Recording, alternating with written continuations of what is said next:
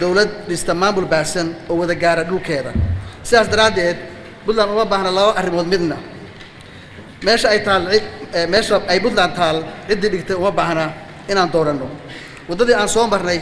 inaan dib u raacnaan uma baahna Puntland waayo taasi waxma bedelayso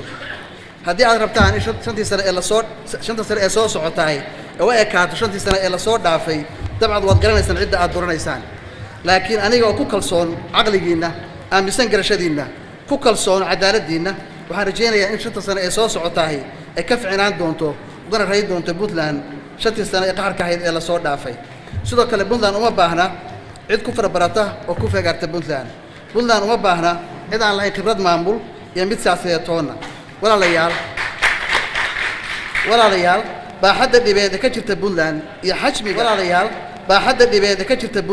iyo xajmiga mashaqo ee hadda taagan saamixi maayaan in Puntland lagu aamino cid ku barata ee ku socod barata مدن على حاجة واحد شيء حلقة والسيركة ومدحون عبد الله علي قاس كم رعابي إن أتكفر برتاي كفاجارتاي فضيحة دي فشل كارعي وضمبين تنوساس مدحون حلقة قاعدي إذا أنت سمعت شرط مية الله isla waafaqsan tahay inaan dawrkii la iga baahnaa anuu ka soo baxay markuu xilka iga qaadana si qurux badan madaxweyne marhumaysan tahay in cali xaaji warsame abaal weyn kugu leeyahay shaqo wanaagsan u qabtay sabab u ahaa doorashadaadii isagu qofka ninka la yiraahdo odayaha oo baarlamaanka jooga oo isagu gacanta ku haysta maahan qofku hadduu isagu meesha ka baxo oo doorasho waayo cod waayo qofku codkiisa meeshu doonay la aadaya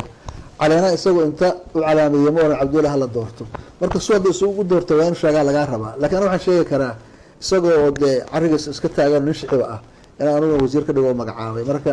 haddii cid abaal ku leeyahay cali abaal ku leeyahay laakiin abaal laba weyn waxa leedahay warkaas waxa kuma jiraan cali xaaji warsame shaqo wanaagsan oo qabtay markuu ahaa wasiirka waxbarashada Puntland sidaana magac weyn kama jiraan cali shaqo ka soo baxayna ma jiro hadduu shaqo hayo